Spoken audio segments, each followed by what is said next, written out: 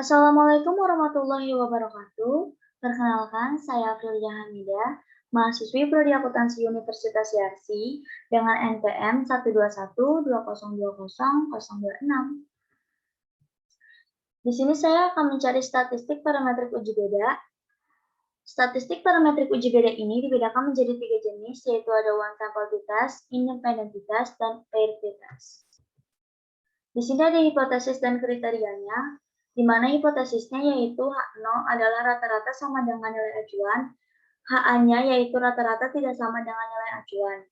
Kriterianya, jika terhitung lebih kecil daripada T-table atau signifikannya lebih besar daripada 0,05, maka H0 diterima atau rata-rata sama dengan nilai acuan. Tetapi jika terhitung lebih besar daripada T-table atau signifikannya lebih kecil daripada 0,05, maka H0 ditolak atau rata-rata tidak sama dengan nilai acuan. Di sini ada contoh kasus dari one sample t-test, yaitu berat badan mahasiswa FEB UY angkatan 2020 diperkirakan memiliki rata-rata 55 kg. Selanjutnya, lakukan pengujian terhadap hipotesis rata-rata berat badan mahasiswa FEB UY angkatan 2020 tersebut. Di sini hipotesisnya yaitu H0 adalah rata-rata berat badan sama dengan 55 kg. HA-nya yaitu rata-rata berat badan tidak sama dengan 55 kg. Di samping itu ada tabel berat badan mahasiswa FEB UY angkatan 2020.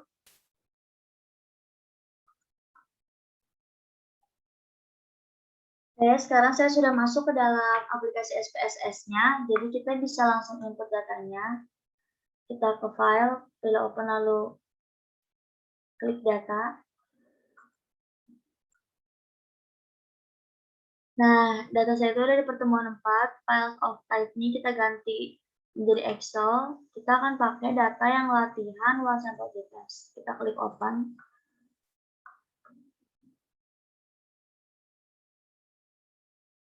Kita klik OK.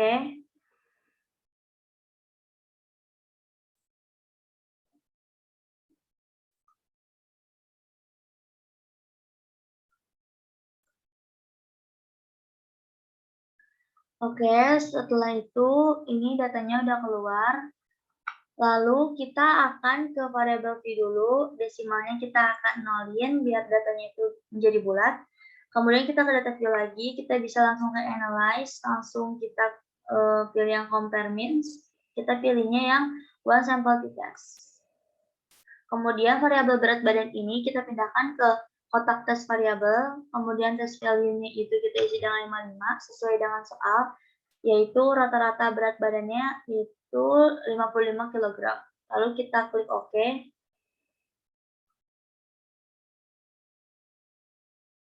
Di sini datanya udah keluar atau outputnya ini seperti ini. Di sini ada tabel one sample statistik, yaitu variabel berat badannya jumlahnya ada 10 datanya, terus min-nya itu 59, standar deviasinya itu ada 7,379, dan standar error min-nya itu ada 2,333. Di sini kita bisa lihat ke tabel bawahnya, kita langsung lihat ke signifikan detailnya. Di sini signifikannya yaitu 0,121, yang artinya dia itu lebih besar daripada 0,05. Karena dia lebih besar daripada 0,05, maka H0-nya diterima dan HA-nya ditolak. Nah, H0, karena H0-nya itu diterima, H0 itu adalah rata-rata berat badan sama dengan 55 kg. Nah, kita bisa lihat di atas ini kan rata-ratanya 59. Dari 59 ke 55 itu, yang 55 itu adalah perkiraan, itu tidak beda jauh selisihnya, artinya mereka itu sama. Dan di sini juga bisa jadi karena mahasiswa FEB UY angkatan 2020 ini mengkonsumsi makanan di kantin atau di luar kampus sewajarnya atau tidak berlebihan, sehingga rata-rata yang diprediksi awal dengan sekarang yang diuji itu hasilnya tidak beda jauh atau bisa dikatakan sama.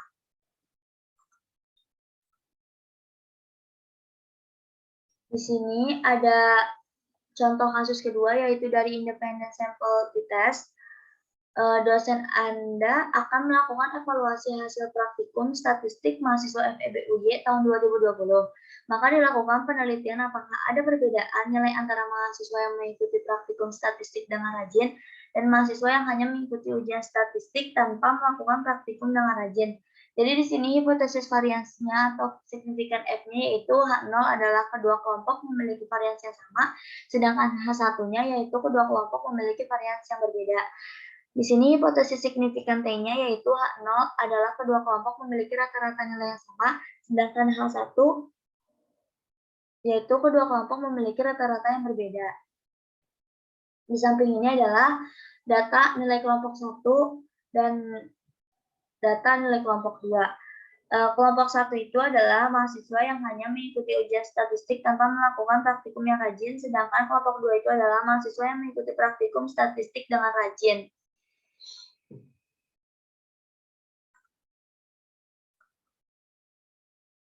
Ya, sekarang kita sudah masuk lagi ke dalam aplikasi SPSS-nya. Kita bisa mengimpor data dulu. Lalu kita ganti lagi files of type ini menjadi Excel. Lalu kita pilih data yang data latihan independent di tes. Kemudian kita klik open.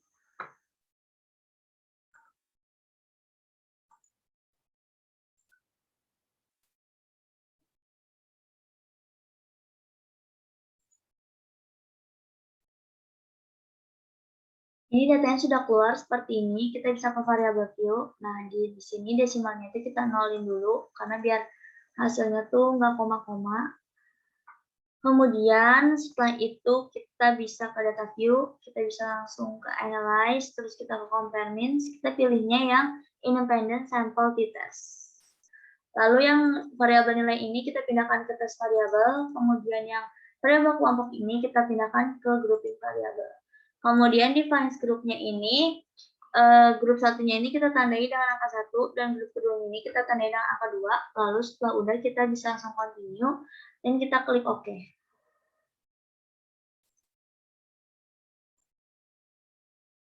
Oke, di sini sudah keluar outputnya. Di sini tuh ada tabel grup statistik, jadi kelompok 1 yang udah saya bilang itu mahasiswa yang hanya mengikuti ujian saja tanpa melakukan praktikum dengan rajin, sedangkan kelompok 2 ini mahasiswa yang rajin mengikuti praktikum. Jadi pada kelompok 1 ini jumlah datanya ada 15, sama kayak kelompok kedua ada 15 juga, tapi rata-rata pada kelompok 1 ini adalah 82,27, sedangkan rata-rata pada kelompok 2 yaitu 88,60. Standar deviasinya pada kelompok 1 yaitu ada 7,658, dan standar deviasi pada kelompok kedua yaitu ada 6,663. Lalu kita lihat ke tabel bawahnya. Di sini kita jelasin dulu apa itu equal variance assume dan equal variance not assume. Jadi equal variance assume itu jika signifikannya lebih besar daripada 0,05, sedangkan equal variance not assume-nya itu jika signifikan lebih kecil daripada 0,05. Kita bisa lihat di table Levens test for equality of variance ini, signifikannya di sini 0,582 yang artinya lebih besar daripada 0,05. Karena dia lebih besar 0,05, lebih besar daripada 0,05, maka dia pakainya yang equal variance assume. Artinya melihat signifikan di sininya itu dia pakai yang deretan dari equal variance assume di sini. Berarti pakainya yang 0,022.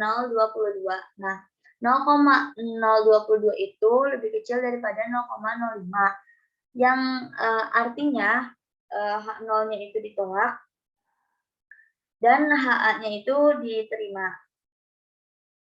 Nah, karena HA-nya yang diterima, HA itu adalah kedua kelompok memiliki rata-rata nilai yang berbeda.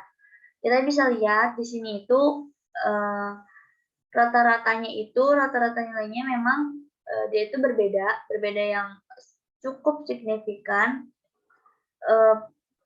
Dari kelompok 1 ini yang hanya mengikuti ujian saja itu lebih kecil daripada kelompok kedua.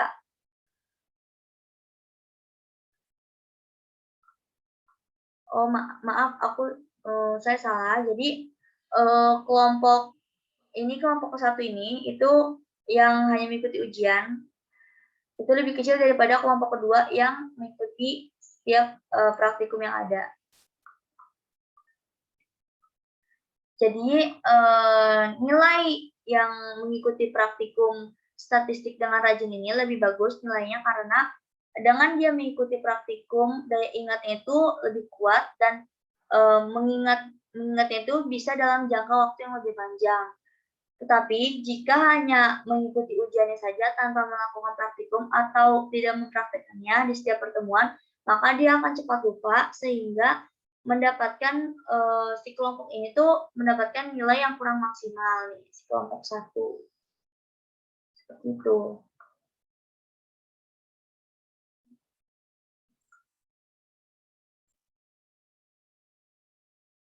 Di sini ada contoh kasus yang ketiga yaitu dari paired sample test. Jadi ada sebuah penelitian yang meneliti apakah obat penurun berat badan benar-benar bekerja atau tidak. Kemudian dilakukan penelitian kepada sukarelawan. Sebelum diberi obat, relawan ditimbang, lalu setelah diberi obat, relawan juga ditimbang kembali. Di sini pengujian hipotesisnya yaitu H0 adalah tidak ada perbedaan sebelum dan sesudah, dan H1-nya ada perbedaan sebelum dan sesudah. Tabel di samping ini adalah berat sebelum dan berat sesudah.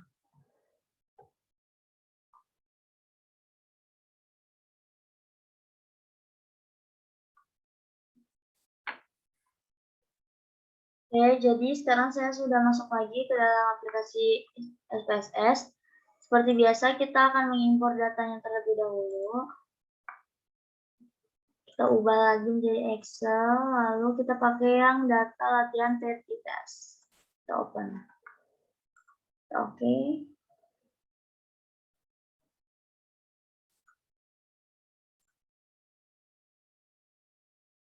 Oke, jadi di sini datanya udah keluar. Kita bisa ke variabel view dulu. Nah, di sini itu desimalnya kita nolin biar datanya itu nggak ada koma-koma. Setelah itu kita bisa langsung mencari datanya di analyze, kemudian kita ke comparing, kita pakainya yang paired sample test.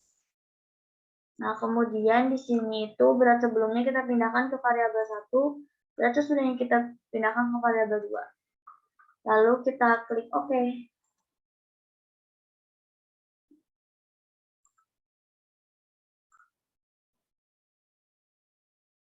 Oke, di sini itu udah keluar outputnya. Jadi pada tabel yang pertama ini, dia itu variabel berat sebelumnya itu rata-ratanya ada 66,81, dengan jumlah data ada 16, kemudian standar deviasinya ada 6,656. Lalu pada berat sesudahnya itu rata-ratanya ada 61,94, jumlah datanya juga sama ada 16 dan standar deviasinya itu ada 6,403. Kemudian pada kita lihat ke paired sample correlation dan paired sample test karena signifikan ini mereka sama 0,000. Nah, ini karena signifikannya itu 0,0000 itu artinya dia itu di bawah 0,05. Karena di bawah 0,05 maka H0-nya ditolak dan HA-nya diterima.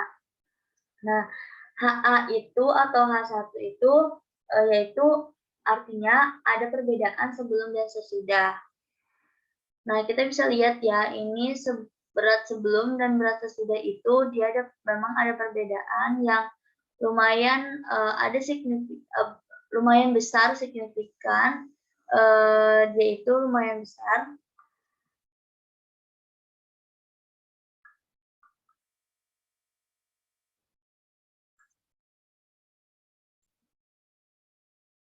Di sini berarti bisa dikatakan bahwa obat penurun berat badan yang diberikan kepada sukarelawan itu benar-benar bekerja atau dapat berpengaruh kepada untuk penurunan berat badan.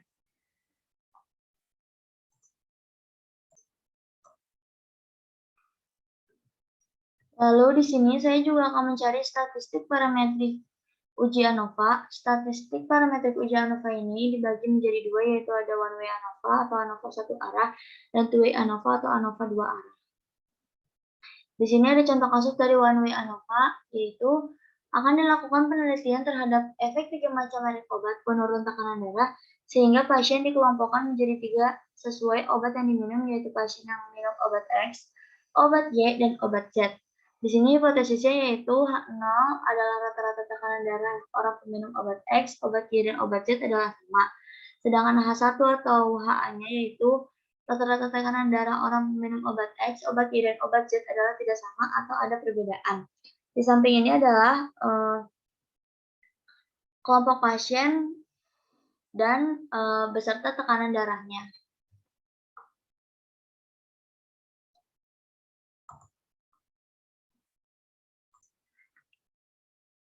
Oke, sekarang saya sudah masuk lagi ke dalam aplikasi SPSS statistiknya. Kita akan masukin atau mengimpor data dulu. Data saya itu ada di pertemuan 5. Kita pindahin ke Excel dulu, files of type-nya, lalu di sini tuh saya akan memakai yang data ujian ANOVA 1 arah atau one way ANOVA. Lalu saya klik open. Saya klik OK.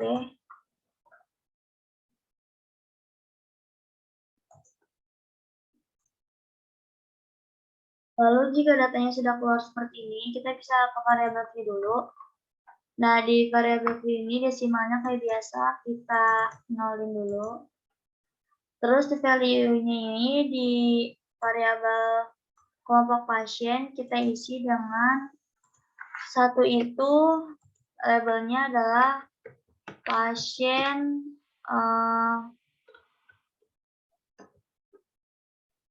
peminum obat X,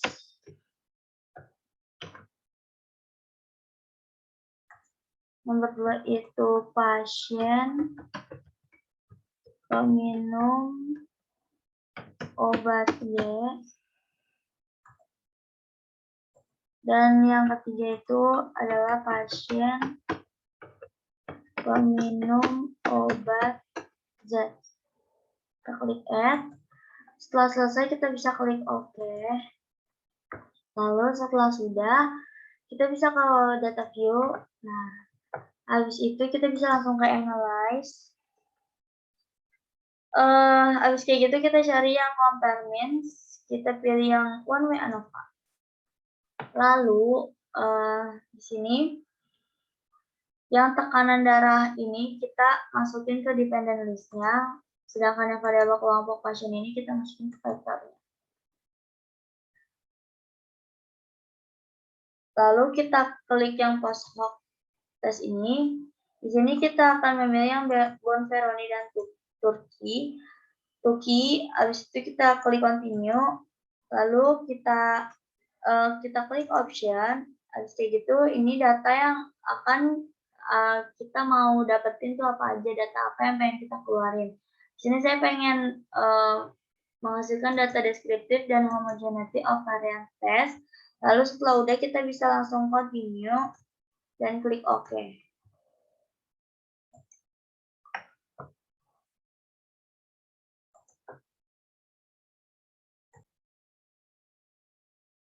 Kemudian ini outputnya sudah keluar seperti ini. Kita bisa lihat dulu di deskriptif, di tabel deskriptifnya ini.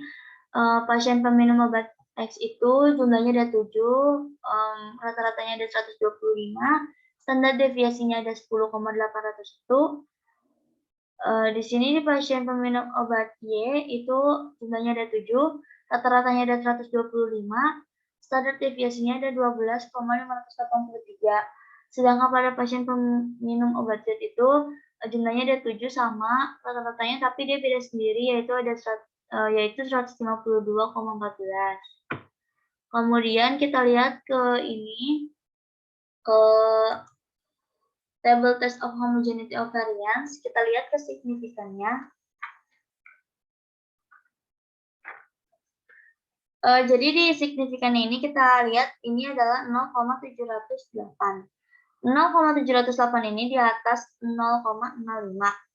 Karena dia di atas 0,05, maka menandakan variansinya ini beda, variansi ini sama, maaf, Artinya di data ini tuh variansinya tuh sama gitu. Terus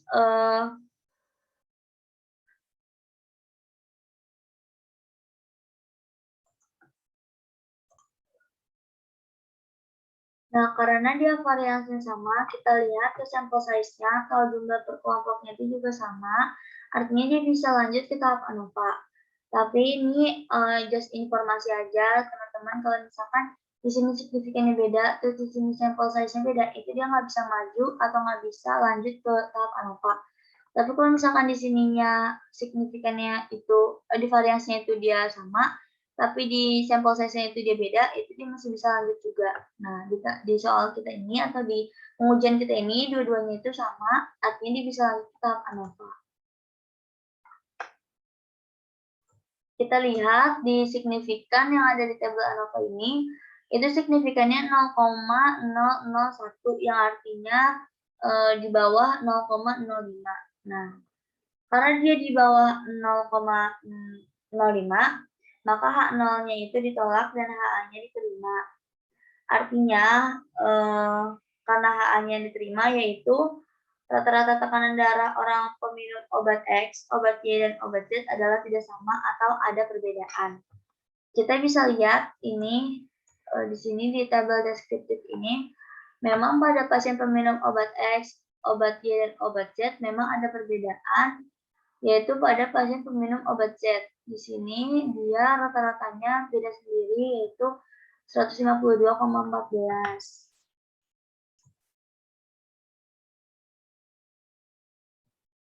Kemudian kita langsung ke post hoc test. Jadi di post hoc test ini kita bisa lihat ya, ini fungsinya untuk menunjukkan perbedaan antar kelompok. Jadi misalkan kayak kelompok pasien yang peminum obat X ke pasien peminum obat Y, itu tidak ada perbedaan karena mereka rata-ratanya itu sama. Nah, ini X dan Y. Tetapi jika pasien peminum obat X itu ke pasien peminum obat Z itu dia ada perbedaan yang signifikan yang ditandai dengan tanda bintang di pojok kanan atas. Itu dia sebesar minus 27,143. Nah, ini dikarenakan kita bisa lihat di rata-rata atasnya, yaitu X itu 125 rata-ratanya, dan pasien peminum obat Z itu rata-ratanya 152, sehingga mereka itu ada perbedaan yang signifikan, yaitu sebesar minus 27,143. Nah, ini bacanya semuanya sama, maupun yang di Turki dan Bekoroni. Kemudian kita lanjut ke bawah. Di sini tuh ada homogeneous subset. Nah, di sini itu kita bisa lihat bahwa di pasien peminum obat X itu dia masuk ke kelompok 1. Lalu pasien peminum obat Y juga dia masuk ke kelompok 1. Sedangkan pasien peminum obat Z itu dia masuk ke kelompok 2. Itu menandakan bahwa pasien peminum obat Z itu memiliki perbedaan terhadap pasien peminum obat Z.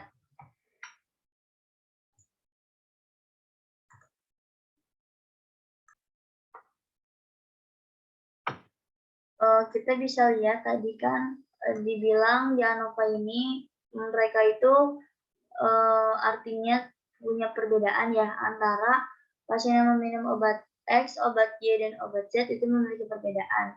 Nah, perbedaan di sini kita bisa lihat ya, kita bisa lihat ke atas.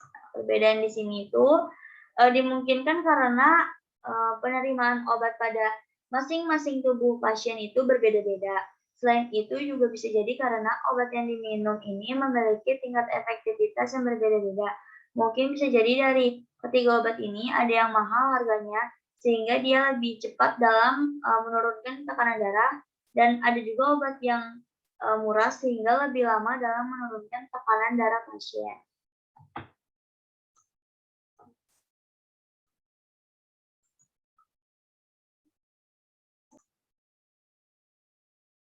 Lalu yang terakhir itu ada two-way ANOVA. Jadi penelitian ini ingin melihat pengaruh dari gender dan pendidikan terhadap nilai ujian statistik bisnis. Keterangan gendernya 1 untuk laki-laki, 2 untuk perempuan. Sedangkan keterangan untuk pendidikannya yaitu 1 untuk SMP, 2 untuk SMA, dan 3 untuk S1.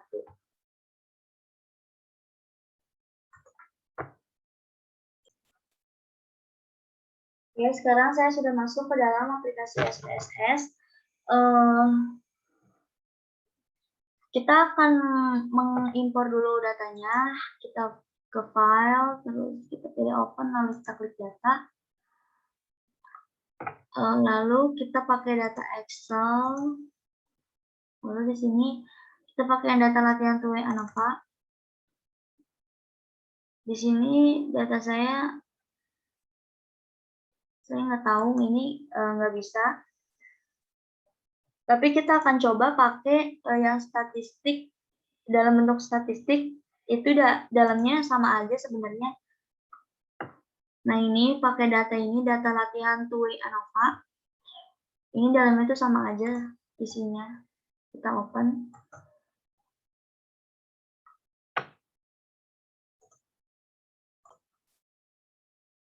Nah, setelah datanya ini muncul seperti ini, kita bisa ke variabel V dulu. Nah, di sini tuh values-nya untuk variabel gender itu 1 itu untuk laki-laki, 2 itu diartikan sebagai perempuan. Kemudian di pendidikan ini values-nya itu 1 itu diartikan SMP, 2 itu diartikan SMA, dan 3 itu diartikan S1. Kemudian kita ke data view. Lalu kita bisa langsung ke analyze, kita pakai yang general linear model, kita pakai yang univariate. Lalu di sini variabel ujian ini kita pindahkan ke dependent variable, lalu yang gender dan pendidikan ini kita pindahkan ke fixed vector. Nah, setelah udah kita ke plots. Di plots ini kita akan memindahkan gender ini kepada horizontal axis dan pendidikan ini ke spirit lines. Kemudian kita klik add. Nah, di sini itu artinya karena ada tanda bintang itu artinya ada interaksi antara gender dan pendidikan. Lalu kita klik continue. Kita ke post hoc. Kita akan memindahkan pendidikan ini, faktor pendidikan ini ke post hoc test score. Kemudian kita pilih toolkey. Kita klik continue. Lalu kita ke option, kita pindahkan gender, pendidikan, dan interaksi gender dan pendidikan ini ke display mean score. Kemudian setelah udah display-nya itu saya akan centang yang deskriptif, statistik, dan homogeneity test. Kemudian kita klik continue. Nah, setelah udah itu kita bisa klik OK.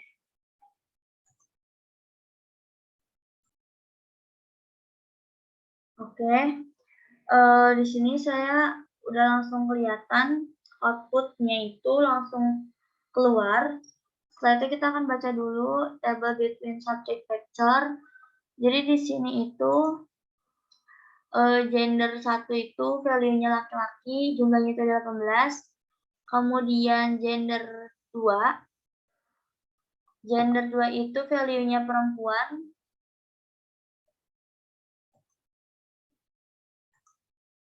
Itu jumlahnya ada 22, lalu pendidikan 1 itu value-nya SMP, itu jumlahnya ada 8, dan pendidikan 2 itu value-nya SMA, itu ada 20, kemudian pendidikan 3 S1 itu jumlahnya ada 12. Kemudian kita ke bawah. Nah, di sini itu ada tabel deskriptif statistik. Jadi,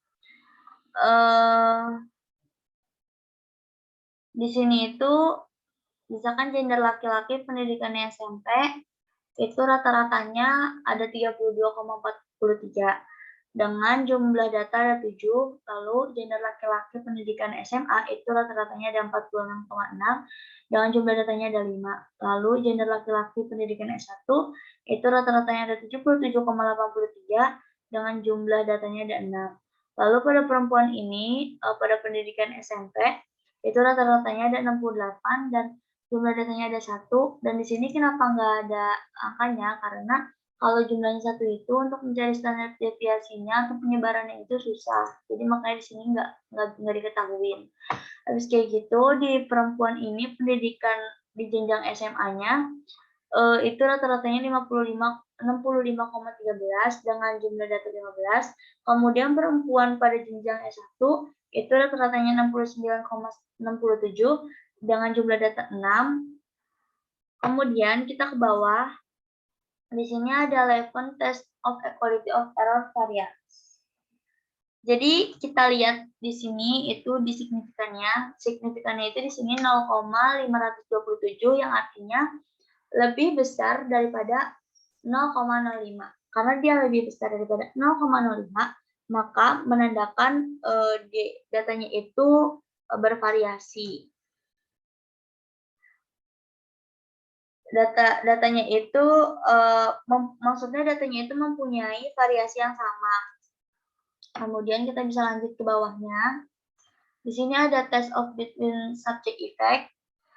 Jadi di sini tuh ada signifikan dari corrected model yaitu 0,000 yang artinya dia itu di bawah 0,05 yang menandakan model ini atau modelnya itu valid atau bisa digunakan dan berpengaruh pada untuk melihat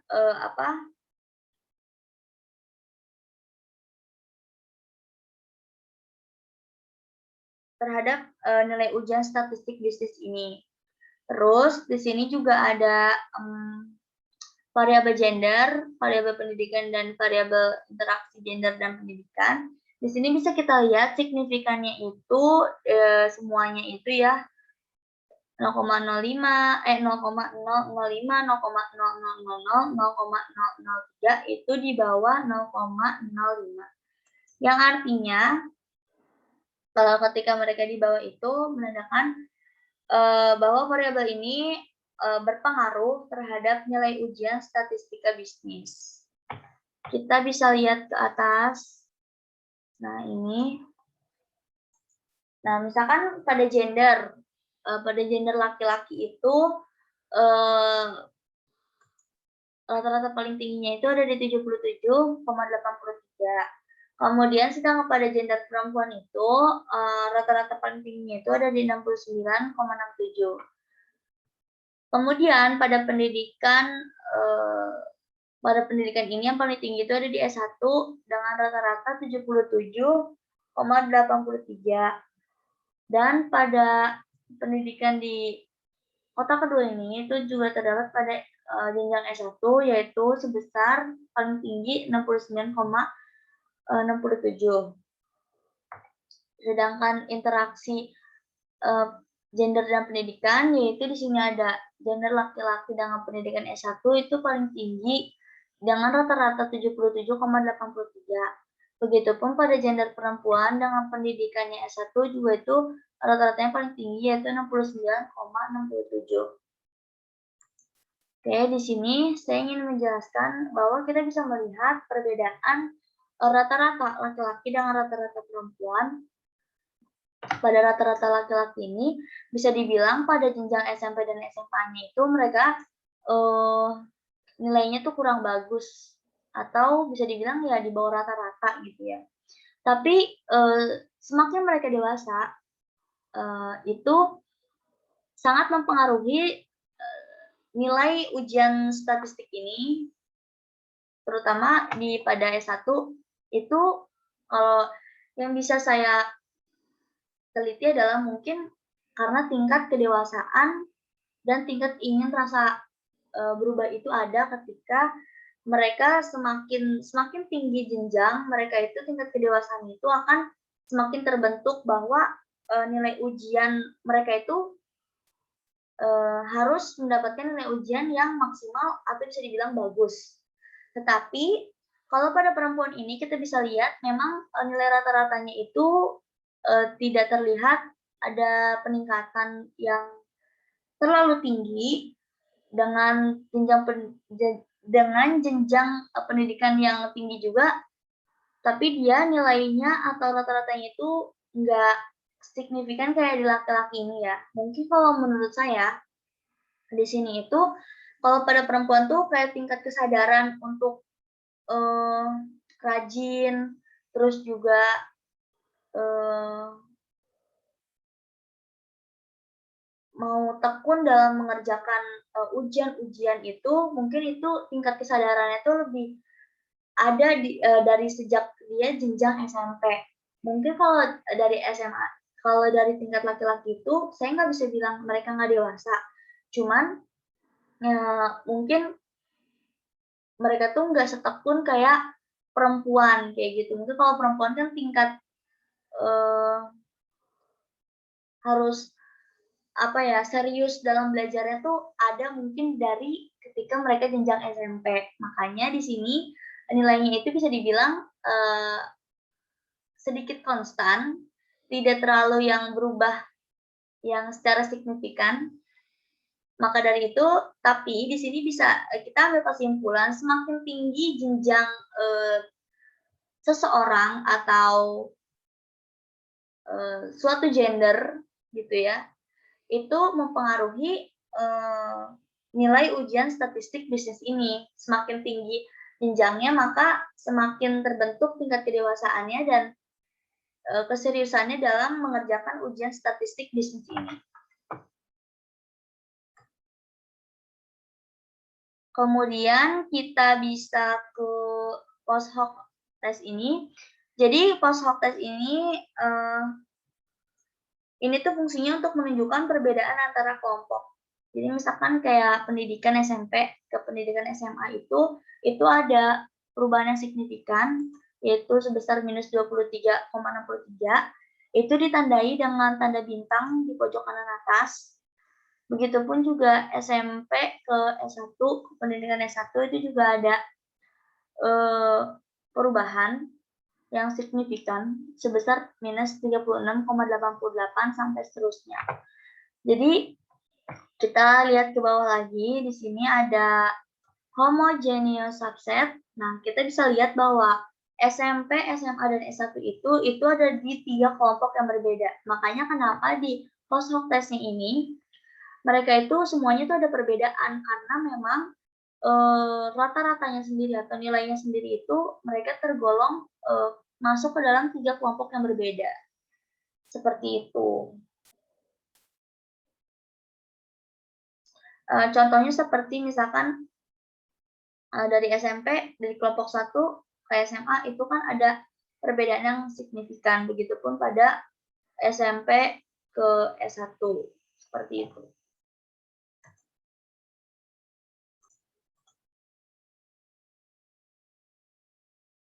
Kurang lebihnya mohon maaf, maaf jika ada kesalahan kata dan pengucapan.